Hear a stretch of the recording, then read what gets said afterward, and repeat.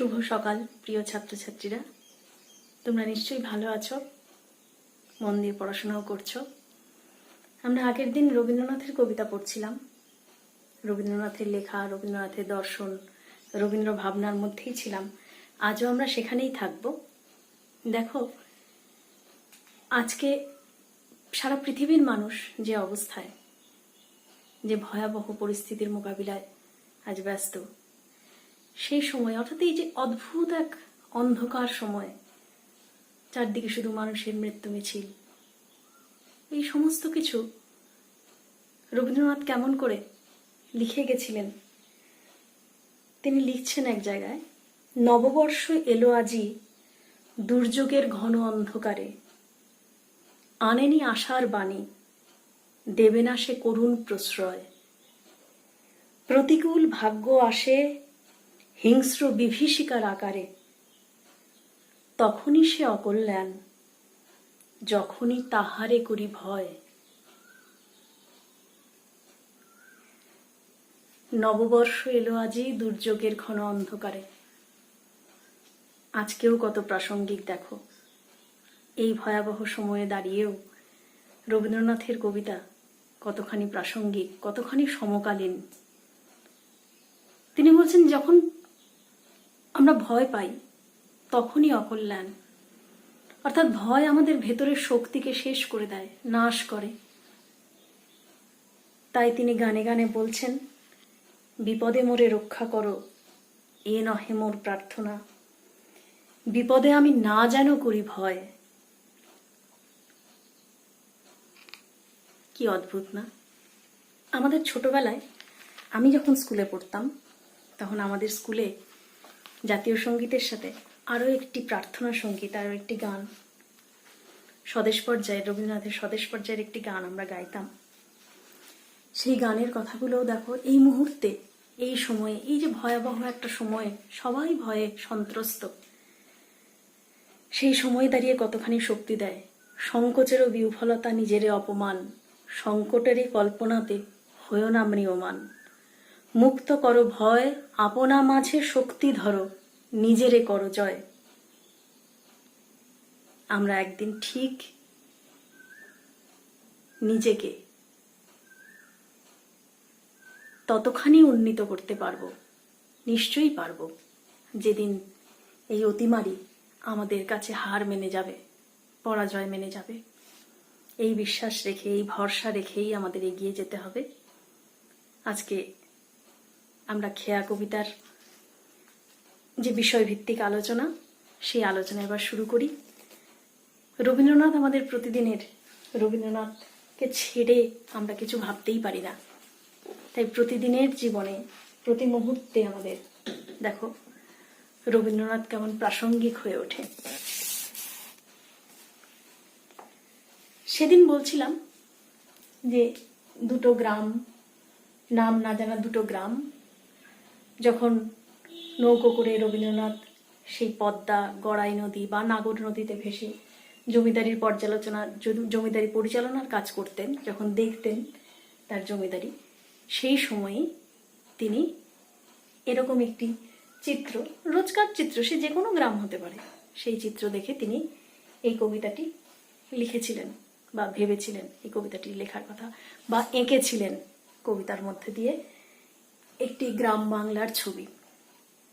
কিন্তু এর মধ্যে যে ছোট ছোট ছবি আছে, তোমরা প্রথমেই দেখেছো যে কতগুলো প্রথমে যে দুটো লাইন আছে, ধরো, খেয়া নৌকা পারাপার করে নদীর স্রোতে, কেহ যায় ঘরে কেহ আসে ঘর হতে। এটা দেখো একটা চিত্র, খেয়া নৌকো পারাপার করে, সেটা একটা ছবি। যখন এই লাইনগুলো পড়া হয়, আমি যদি ছবিটা নাও দেখতে দিই, ছবিটা যদি নাও আঁকা থাকে, তবুও কি হবে, তবুও আমাদের মনে কিন্তু ওই খেয়া পারাপারের ছবিটাই ভেসে উঠবে। দুই তীরে দুই গ্রাম আছে জানাশোনা, সকাল হইতে সন্ধ্যা করে আনাগোনা।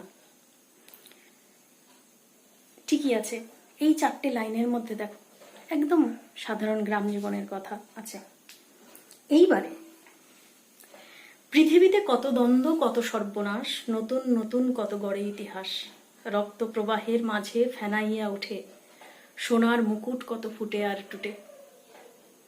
সভ্যতার নব নব কত তৃষ্ণা ক্ষুধা, উঠে কত হলাহল, উঠে কত সুধা।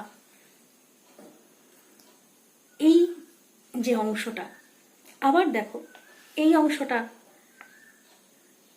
সারা পৃথিবীর যে হানাহানি, যে ধ্বংস, যে যুদ্ধ, এই সব কিছুর কথা ব্যক্ত করছে।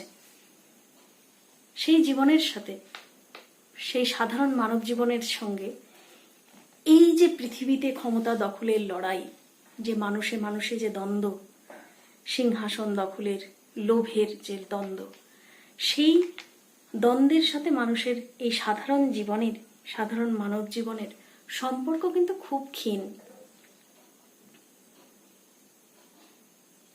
মানুষের আগ্রাসী লোভ, আকাঙ্ক্ষা মানুষকে হিংস্র করে তোলে, যুদ্ধবাজ করে তোলে, রক্তপিপাসু করে তোলে। কিন্তু অদ্ভুতভাবে দেখো যে রবীন্দ্রনাথ আরও পরে যখন আরোগ্য কাব্যগ্রন্থ লিখছেন, একদম জীবনের শেষ পর্বে এসে যখন আরোগ্য কাব্যগ্রন্থ লিখছেন, তখন এই যে কথাগুলোকে কি সুন্দর করে কবিতার আকারে লিখলেন। উদয়ন ভবনে রবীন্দ্রনাথ বসবাসকালে আরোগ্য কাব্যগ্রন্থটি 10 নম্বর যে কবিতা, অনেকেই হয়তো পড়েছ, 1941 সালের 13ই ফেব্রুয়ারি লেখা। আগস্ট মাসে রবীন্দ্রনাথ চলে যান ওই বছরই। কি বলছেন? বলছেন এই যে পৃথিবীর রণরক্ত সফলতা, এই যে যুদ্ধবাজদের হুঙ্কার, মানুষকে ভয় দেখিয়ে রাখা, মানুষকে কুঁকড়ে রাখা, শাসন করা, শোষণ করা, এই সব কিছু মহাকালের পথে, মহাকালের গর্ভে বিলীন হয়ে যায়। মহাকাল মানে আমাদের যে সময়, সময়ের যে স্রোত, সেই সময়ের স্রোতে, সময়ের গহ্বরে, এই কাল গহ্বরে বিলীন হয়ে যায়। কি থাকে? থাকে এই সাধারণ মানুষের যে দৈনন্দিন জীবন, সেই জীবন থাকে।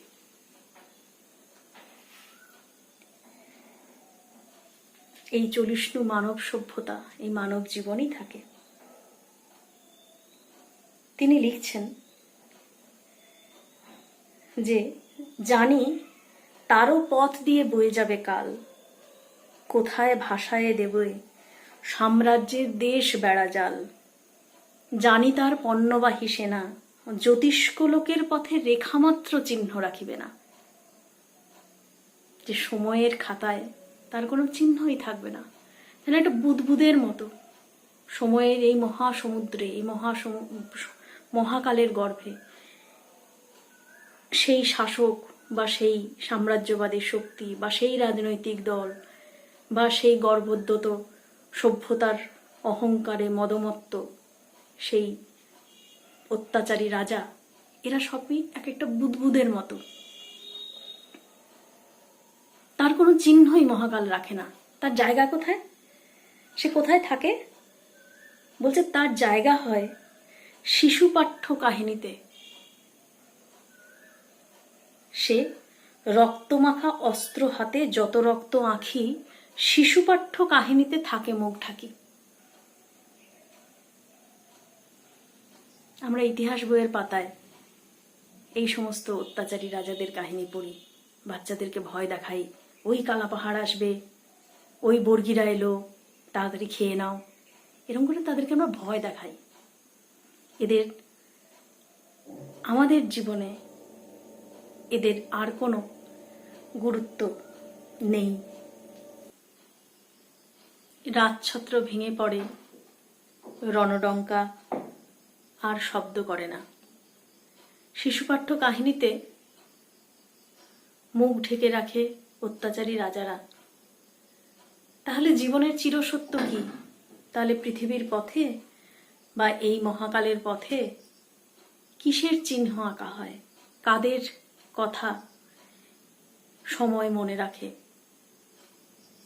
কবি আরো বলছেন যে মাটির পৃথিবী পানে আঁখি মেলি যবে, দেখি সেথা কলকল রবে, বিপুল জনতা চলে নানা পথে নানা দলে দলে, যুগ যুগান্তর হতে মানুষের নিত্য প্রয়োজনে জীবনে মরণে ওরা চিরকাল টানে দাঁড়, ধরে থাকে হাল। ওরা মাঠে মাঠে বীজ বনে পাকা ধান কাটে, ওরা কাজ করে নগরে প্রান্তরে। এই ওরা কাজ করে কবিতাটির শেষে এসে কবি আরো বলছেন যে ওরা কাজ করে দেশে দেশান্তরে, অঙ্গবঙ্গ কলিঙ্গের সমুদ্র নদীর ঘাটে ঘাটে, পাঞ্জাবে বোম্বাই গুজরাটে। গুরু গুরু গর্জন গুনগুন স্বর, দিন রাত্রে গাঁথা পড়ি, দিনযাত্রা করিছে মুখর। দুঃখ সুখ দিবস রজনী, মন্দ্রিত করিয়া তোলে জীবনের মহামন্ত্রধ্বনি। অর্থাৎ এই যে দৈনন্দিন জীবন, এই যে মানুষের দৈনন্দিন জীবন, সেই জীবনের কথাই যারা খেটে খাওয়া সাধারণ মানুষ, আমাদের যে মধ্যবিত্ত বা নিম্নবিত্ত মানুষের যে জীবন, যারা সংসারের অর্থাৎ এই বিশ্ব সংসারের রথের চাকা যারা প্রতি মুহূর্তে ঘুরিয়ে চলেছে, এই পৃথিবী সচল আছে যাদের অবদানে, সেই মানুষেরাই, সেই মানুষের প্রতিদিনের প্রতি মুহূর্তের যে ক্রিয়াকলাপ, তাদের যে নিত্য দিনের যে জীবন, তাই চিরসত্য, তাই রয়ে যায়। অর্থাৎ আমাদের সাধারণ মানুষের জীবনের প্রেম, স্নেহ, ভালোবাসা, শান্তি,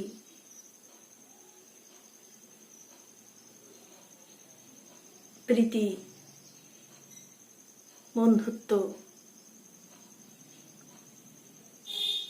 কৃষিকার্য, মাছ ধরা, কুমোরের কাজ কুমোর করছে, মাঝির কাজ মাঝি করছে, শিক্ষকের কাজ শিক্ষক করছেন, ছাত্ররা ছাত্রদের মতো পড়াশোনা করছে, তারা সমাজকে কিছু দিতে চায়।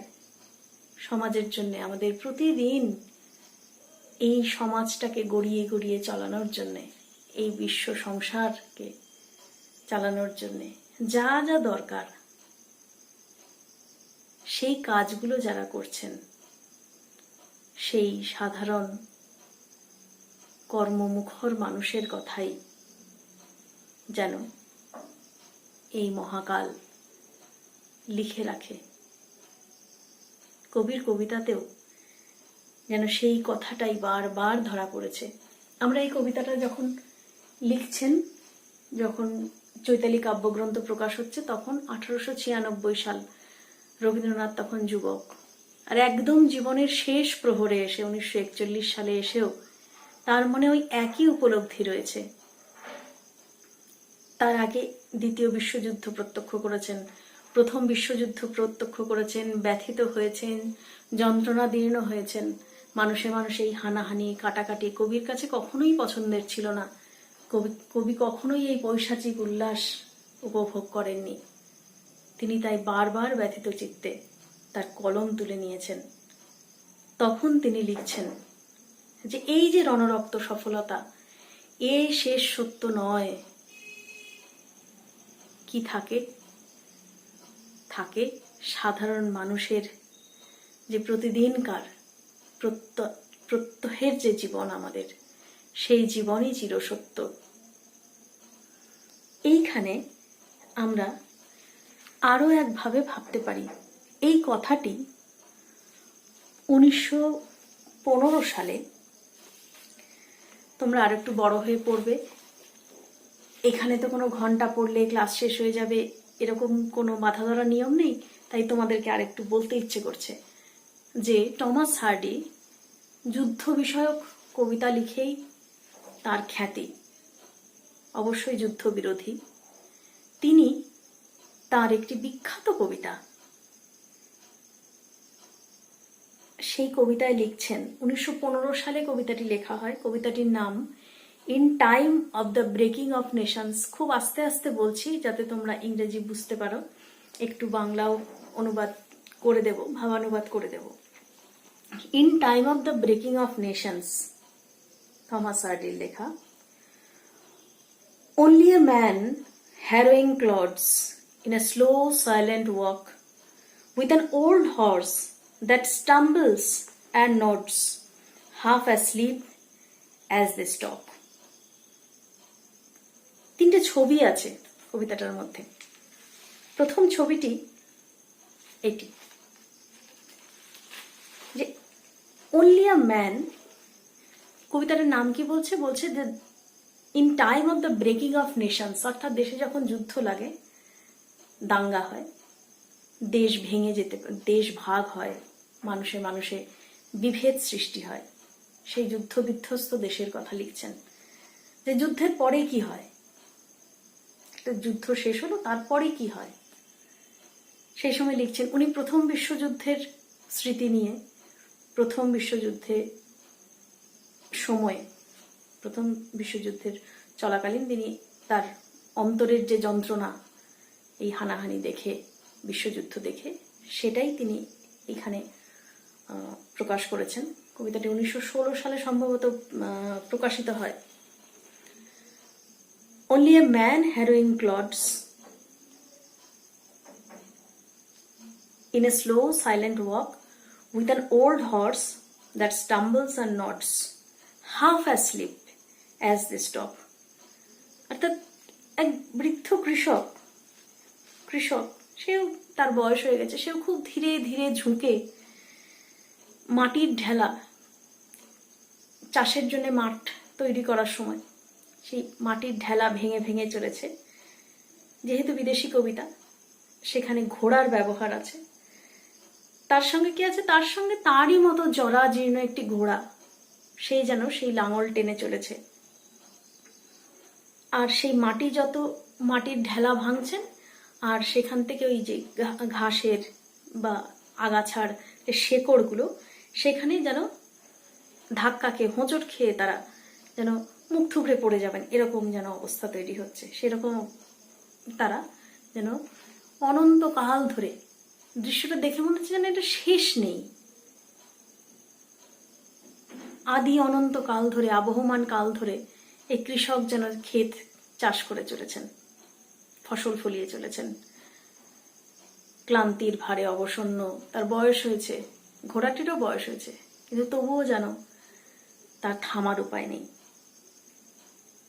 পরের যে চিত্র, সেই চিত্রে বলছে only thin smoke without flame from the heap of gauge grass, yet this will go onward the same though dynasties pass.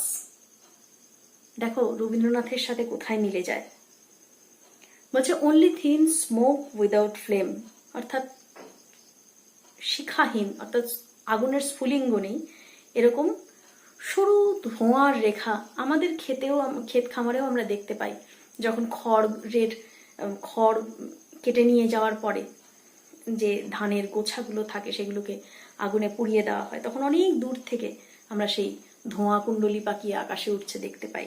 তো সেই রকমই এখানেও সেই স্তূপাকার ঘাস, আগাছা, এই সমস্ত স্তূপাকার করে রাখা হয়েছে এবং সেখানে আগুন ধরিয়ে দেওয়া হয়েছে এবং সেই ধোঁয়া আকাশের দিকে উঠে যাচ্ছে।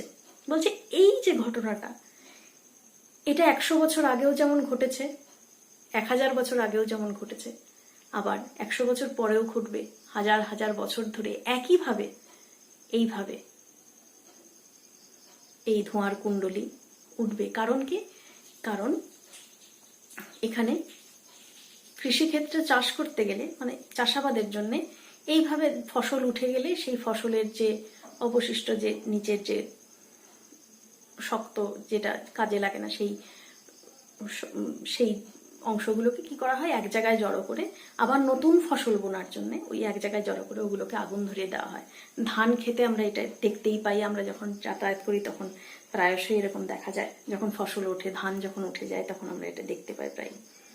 বলছে yet this will go onward the same though dynasties pass, অর্থাৎ রাজবংশ বদল হতে থাকবে, বছরের পর বছর, সাম্রাজ্যের পর সাম্রাজ্য বদলে যাবে, কিন্তু মানুষের এই চিরন্তন কৃষিকাজ, তার যে দৈনন্দিন যে কাজ, দৈনন্দিন যে কর্ম, সে প্রতিদিন করে সেই সংসারকে সচল রেখেছে, এই পৃথিবীকে সচল রেখেছে, জেলে মাছ ধরবে, কৃষক চাষ করবে, আমরা পড়াশোনা করাবো, ছাত্ররা পড়াশোনা করবে, নার্স সেবা করবেন, ডাক্তার মানুষের চিকিৎসা করবেন, কামার লোহার যন্ত্রপাতি তৈরি করবেন, কুমোর মাটির হাঁড়িকুড়ি বানাবেন। এই যে মানুষের যে কাজ, সেই কাজগুলো প্রতি মুহূর্তেই চলবে। কোনো রাজবংশ এসেই এই রুটিনের কোনো পরিবর্তন করতে পারবে না। Yonder a maid and her white come whispering by, wars annals will fade into night, ere their story die. একটি মেয়ে, অল্প বয়সী মেয়ে, সে তার বাগদত্ত প্রেমিকের সঙ্গে ফিস ফিস করে গল্প করতে করতে আসছে, যাতে বাইরের কেউ কথা না শুনতে পায়, সেরকম আস্তে আস্তে চুপি চুপি কথা বলতে বলতে আসছে। এটাও একটি দৃশ্য। শুধু এইটি নয়, আমাদের প্রতিদিনকার হাসি কান্না, সুখ দুঃখ, এই সমস্ত কিছুই এখানে বর্ণনা করা হচ্ছে। আমরা প্রত্যেকেই প্রত্যেকের সাথে যেভাবে গল্প করি, আমাদের যে ভালোবাসার সম্পর্কগুলো তৈরি হয়ে ওঠে, মায়ের সাথে, বাবার সাথে, দাদা দিদির সাথে, বন্ধু বান্ধবের সাথে, সকলের সাথে, সেই সম্পর্কগুলোর কথা বলছে। কি বলছে? wars annals will fade into night, wars annals will fade into night, ere their story die. বলছে যুদ্ধ, এই যে যুদ্ধের যে স্মৃতি, যুদ্ধের যে বর্ণনা বিবরণ, সে কোনদিন ইতিহাসের পাতায় মুখ ঢুকিয়ে ইতিহাসের অন্ধকারে তলিয়ে যাবে, কিন্তু এদের গল্প যেন শেষ হবে না। অন্তহীন যেন তারা গল্প করতে করতে চলে যাবে। তার মানে কি? কৃষিকার্য থেকে প্রেম, মানুষের জীবনের ভালোবাসা, সম্পর্ক, পরিবার, সন্তান, এই সব কিছুই হলো অন্তহীন, চিরন্তন, শাশ্বত। আর রাজশক্তির উত্থান পতন, এটা সাময়িক। দেখো, আমাদের এই কবিতাটার মধ্যেও এই যে পৃথিবীতে কত দ্বন্দ্ব, কত সর্বনাশ, নতুন নতুন কত গড়ে ইতিহাস, রক্ত প্রবাহের মাঝে ফেনাইয়া ওঠে সোনার মুকুট কত টুটে আর ফুটে, সভ্যতার নবনব কত তৃষ্ণা ক্ষুধা, ওঠে কত হলাহল, ওঠে কত সুধা। এই যে দুই গ্রামের মানুষের চিরচলমান জীবন, এই সব কিছু শাশ্বত, চিরন্তন। তাই কবি বলছেন শেষে এসে কি, এই খেয়া চিরদিন চলে নদীর স্রোতে, কেহ যায় ঘরে, কেহ আসে ঘর হতে। অর্থাৎ এভাবেই মানুষের সঙ্গে মানুষের মেলবন্ধন তৈরি হয়, এইভাবেই মানুষে মানুষের যোগসূত্র রক্ষিত হয়। এই চলমানতাই মানব জীবনের সার্থকতা এনে দেয়। আর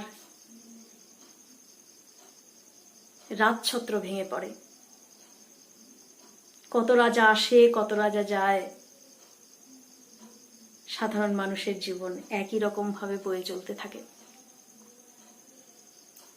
এই টমাস হার্ডির এই কবিতাটা শোনানোর একটাই কারণ, দেখো কবিরা তারা দেশ কাল বা ভাষার বাঁধন তো মানেন না। এক কবি 1896 সালে বসে যা লিখছেন, 95-96 সময় বসে যা লিখছেন, তার কিছু বছর পর 1915-16 এই সময় বসে এক বিদেশি কবি, তিনি একই কথা প্রায় লিখছেন, একই দর্শন তাদের দুজনের। তারা কোথায় গিয়ে জানো দেশ কালের সীমারেখা পেরিয়ে তারা যেন এক হয়ে গেলেন।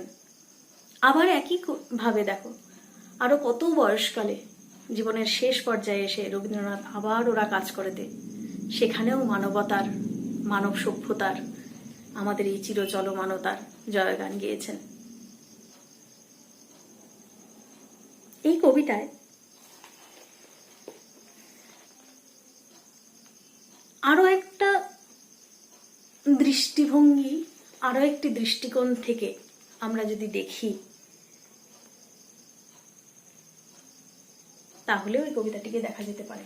ধরো, এই যে বলছেন, প্রথমেও বলছেন এবং শেষেও বলছেন যে এই খেয়া চিরদিন চলে নদীর স্রোতে, কেহ যায় ঘরে, আর কেহ আসে ঘর হতে। অর্থাৎ আমি যদি ধরে নিই এটা আমাদের জন্ম, এটা আমাদের মৃত্যু, তার মাঝখানের এই যে সময়টা, এই নদীটা হচ্ছে সময়ের নদী। আমরা যদি রূপক হিসেবে কল্পনা করে নিই, সময়ের নদী, এই সময়ের নদী বেয়ে চলি আমরা। জীবন মানে কি? বয়ে চলা, বয়ে চলা, চড়ই বেতি চড়ই বেতি, এগিয়ে চলো। আমি চাইলেই ঠিক 5 মিনিট আগে আর 5 মিনিট পরে আর পিছিয়ে যেতে পারি না, ওই সময়টা আর ফিরে আসে না। কাজে এই যে নদীর গতি, এটা শুধু সামনের দিকে। আমরা এক উৎস থেকে আসি, এক সমুদ্রে মিলিত হতে যাই। সেই সমুদ্র কখনো রবীন্দ্রনাথ বলেছেন ঈশ্বর, কখনো তার মাঝি, এই মাঝি বা কে? এই মাঝিকেও কখনো ঈশ্বর ভেবেছেন, তার জীবন দেবতার তত্ত্ব তোমরা পরে পড়বে। ঈশ্বরকে তিনি জীবন দেবতা হিসেবে কল্পনা করছেন, তাকে নিয়ে লিখছেন। তিনি যেন আমাদের জীবনের বৈতরণী পার করে দেন। আমরা মানব জীবনে, মানব সংসারে, মানুষের ঘরে জন্ম নিই। সেই জন্ম ঈশ্বরের হাত ধরে, সেই জন্ম আমরা পার করে মৃত্যুর কাছে পৌঁছই। সেখান থেকে যেন আমাদের পুনর্জন্ম হয়। আমরা যদি জন্মান্তরে বিশ্বাস করি, তাহলে ভাবতে পারি, এই যে বলছে কেহ যায় ঘরে, কেহ আসে ঘর হতে। অর্থাৎ এই জন্মের থেকে আমরা এদিকে মৃত্যুর দিকে চলে যাই। এটা এক যাওয়া। আবার মানুষের আত্মার মৃত্যু হয় না বলা হয়। সেই যদি আমাদের জন্মান্তর হয়, আমি যদি ধরেও নিই যে আমাদের জন্মান্তর হয়, তাহলে সেই জন্মান্তরে আবার নতুন কোনো পরিবারের কাছে, নতুন কোনো ঘরে আবার যদি আমরা জন্ম নিই, আবার সেই নবজাতক রূপে আমরা আবার এদিক থেকে আবার সেই জন্মের কূলে যেন ফিরে আসি, জন্মের তীরে এই মর্ত পৃথিবীতে আবার ফিরে আসি। এভাবেও এই কবিতাটাকে হয়তো ব্যাখ্যা করা যায়, কিছুটা হলেও মিল পাওয়া যায়। এই জন্ম এবং মৃত্যু হচ্ছে এই দুটো গ্রাম, দুটো তীর, আর মাঝখান দিয়ে সময়ের নদী বয়ে চলেছে, জীবনের নদী। যে সময়টা আমরা অতিবাহিত করি জীবনে, সেই নদীটা বয়ে চলেছে। আর সেই নদী আমাদের হাত ধরে পার করিয়ে দিচ্ছেন কি? আমাদের জীবনের কাণ্ডারি ঈশ্বর, কবির কথায় জীবন দেবতা। তিনি আমাদেরকে হাত ধরে সঠিক পথে, আদর্শ পথে সুন্দর করে এই নদীটুকু পার করিয়ে দেন। এভাবেও কবিতাটিকে ব্যাখ্যা করা যায়। এই কবিতায় প্রথমেই বলেছিলাম কতগুলো ছবি আছে, যাকে আমরা চিত্রকল্প বলছি। তোমরা এখন হয়তো বুঝতে পারবে না চিত্রকল্প সম্বন্ধে, এখনই কিছু বলছি না। ছোট ছোট ছবি আছে, মনে রেখো। যে কবিতাটা যখনই পড়বে, ছবি না দেখলেও, ছবি যদি নাও দেখো, তাহলে দেখবে কতগুলো ছোট ছোট ছবি।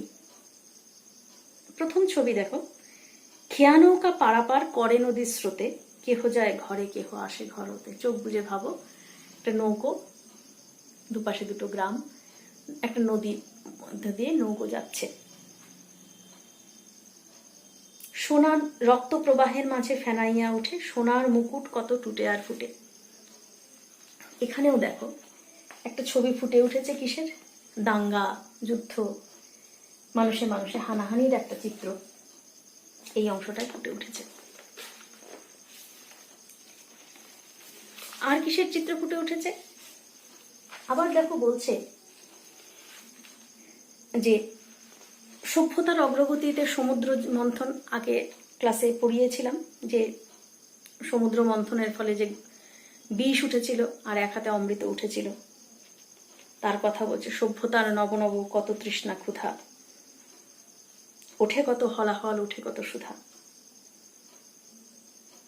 এখানে একটা পুরাণের প্রসঙ্গ এনেছেন, সেটিও একটি চিত্রকল্প। চতুর্থ চিত্রকল্প যেটা বলছে সেটা হচ্ছে দুটো গ্রাম, নদী তীরবর্তী দুটো গ্রামের ছবি এঁকেছেন। শুধু হেথা দুই তীরে কেবা জানে নাম, দোহা পানে চেয়ে আছে দুইখানি গ্রাম। দুজনে দুজনের মুখোমুখি বসে আছে যেন দুটো গ্রাম, দুজনে দুজনের দিকে তাকিয়ে। এর মধ্যে দেখো গ্রাম কি করে মুখোমুখি বসে থাকবে তাকিয়ে, অর্থাৎ দুটো গ্রাম তারা নিষ্প্রাণ। গ্রাম মানে তো শুধু এক খাবলা মাটি নয়, গ্রাম মানে সেখানকার মানুষ, সেখানকার পশু পাখি, গাছপালা সবকিছু মিলে গ্রাম। অর্থাৎ গ্রাম আমার বাড়ি। যদি তোমাকে বলা হয় বাড়ি যাচ্ছি, বাড়ি বললেই কি মনে হয়?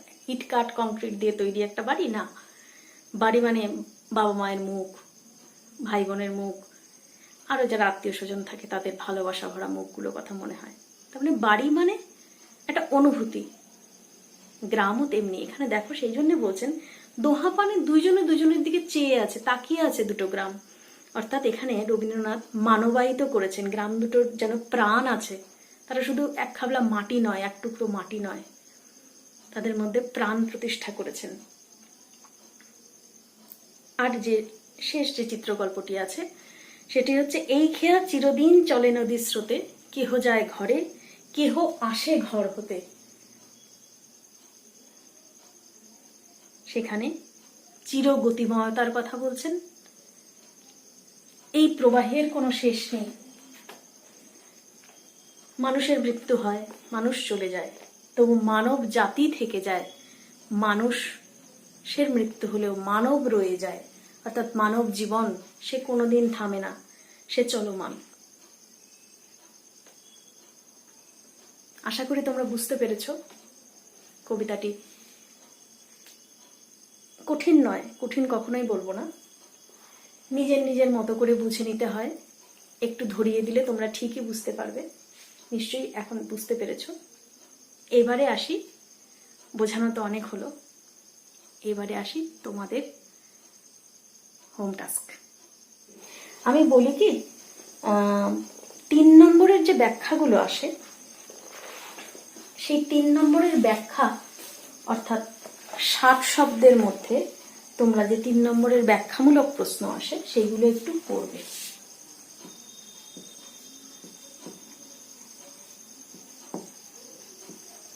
এটাই হোম টাস্ক থাকবে।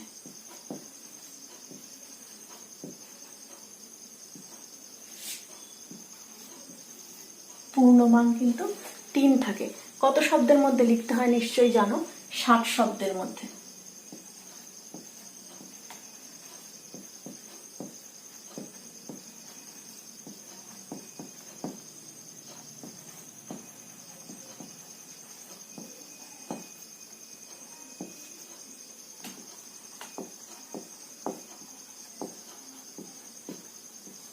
আগের দিনের যে বাড়ির কাজ ছিল, অর্থাৎ বিষয়বস্তু নিজের ভাষায় লেখা বা কবিতাটাকে সাধারণ চোখে প্রথমে দেখে পড়ে তোমাদের যে গ্রাম বাংলার যে চিত্রের কথা মনে হয়েছে সেটা লেখার কথা ছিল, সেটা নিশ্চয়ই তোমরা লিখে রেখেছো।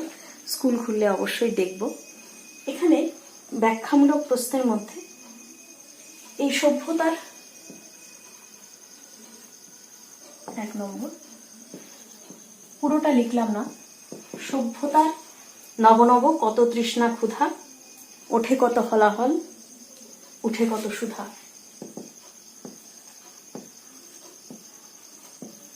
এটা করবে।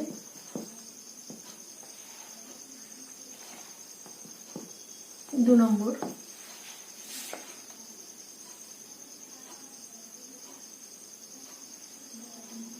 পৃথিবীতে কত দ্বন্দ্ব। বেশি পড়া দেব না। পৃথিবীতে কত দ্বন্দ্ব থেকে কত দ্বন্দ্ব, কত সর্বনাশ, নূতন নূতন কত গড়ে ইতিহাস।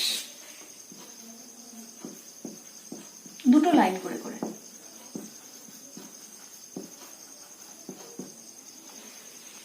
এই 2 ব্যাখ্যামূলক প্রশ্ন করবে। আর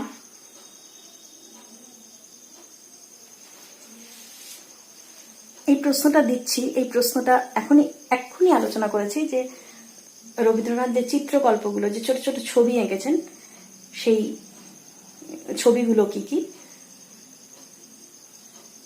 তোমরা নিজের মতো করে একটু ওই 5টা ছবি একটু নিজের মতো করে লেখার চেষ্টা করো, তারপর আমি তো আছি। সেই প্রশ্নটা কিন্তু বড় প্রশ্ন, রচনাধর্মী প্রশ্ন।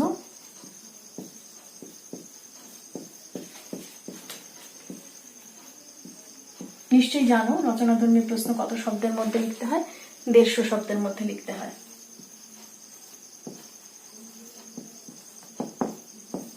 নম্বর থাকে কত?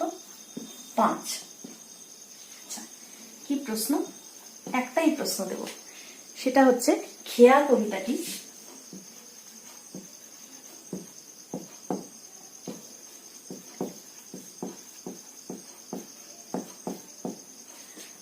চিত্ররসের কবিতা।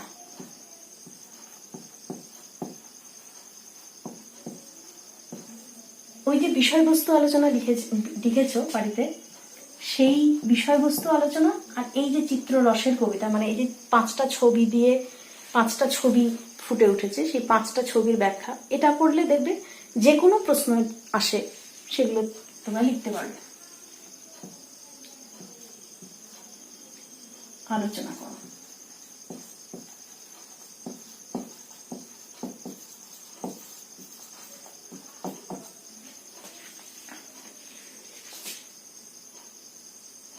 আর তোমাদের বিদ্যালয়ের শিক্ষা দপ্তরের যে অ্যাক্টিভিটি টাস্কগুলো দেওয়া আছে, সেখানে যে খেয়ার যে প্রশ্নগুলো আছে, আর শর্ট কোশ্চেন অর্থাৎ এমসিকিউ এসিকিউ কোশ্চেন অজস্র হবে সেই প্রশ্নগুলো। যেমন ধরো তোমাকে বললো খেয়া কবিতাটি কোন কাব্যগ্রন্থ থেকে নেওয়া আছে, খুব ইম্পর্টেন্ট প্রশ্ন থাকে। প্রতিটা টেক্সটের, কবিতা হলে কাব্যগ্রন্থ, কোনো গল্প হলে তার যে মূল গল্প সংগ্রহ বা গল্প গ্রন্থটি কোনখান থেকে নেওয়া হয়েছে। আমি বারবার বলি যে এগুলোও কিন্তু নিজেরা, এই যে বইয়ের মাথার ওপরে আমি বলি ঠিক এই জায়গাটাতে বইয়ের মধ্যে লিখে রাখতে, তাহলে যতবার বইটা উল্টোবে, যতবার পড়তে বইটা খুলবে, ততবারই কিন্তু সেগুলো চোখে পড়বে, আর বানানটাও ভুল হবে না। তাহলে হয়তো পরীক্ষার খাতায় খুব বানান ভুল দেখলে, এবং এটা মনে রাখবে মাধ্যমিক এবং উচ্চ মাধ্যমিকে কবির নাম, লেখকের নাম, কবিতার নাম, গল্পের নাম, এগুলোর যদি নামের বানান ভুল হয় তাহলে কিন্তু নম্বর কাটা হয়। তোমাদের ভুল ধারণা আছে বানান ভুলে নম্বর কাটা হয় না, কিন্তু এরকম কোনো আনন্দের খবর নেই আমার কাছে, নাম্বার কিন্তু কাটা হয়। কাজেই সেই জায়গাটা আর একটু সচেতন হবে, এবং যাতে নামের বানানগুলো যেন ভুল না হয় সেইগুলো একটু দেখবে। তাহলে তোমাদের একটা কবিতা আমি পড়িয়ে ফেললাম, ছোট কবিতা খেয়া। আর সবেই বৈশাখ মাস গেছে, রবি মাস, এরপরে আসবে নজরুল মাস। আমরা এখন একটু রবীন্দ্রনাথকে স্মরণ না করলে কেমন করেই বা হয়।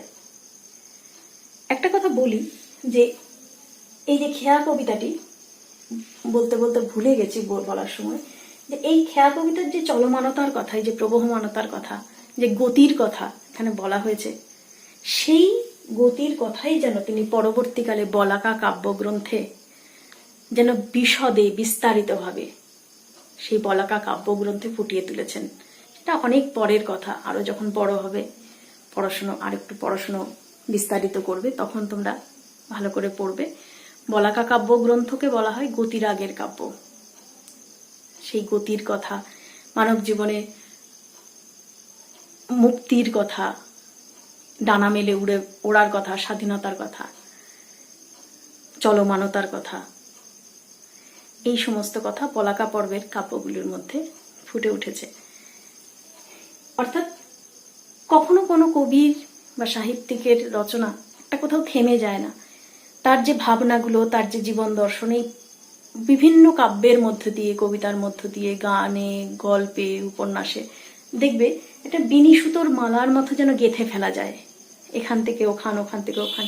এই ছোট্ট ছোট্ট কবিতার ফুল মিলেই যেন বিরাট বড় রবীন্দ্র সাহিত্যের মালা আমরা গেঁথে ফেলতে পারি, বিনি সুতোর মালা গেঁথে ফেলতে পারি। আবার পরের ক্লাসে দেখা হবে। ভালো থেকো, মন দিয়ে এই কাজগুলো করবে, করে রাখবে, সাবধানে থাকবে। সব স্যার ম্যাডামদের আর যা পড়াশোনা চলছে সেগুলো সবই করবে, লক্ষ্মী হয়ে থাকবে। ভালো থেকো। আজ আসি।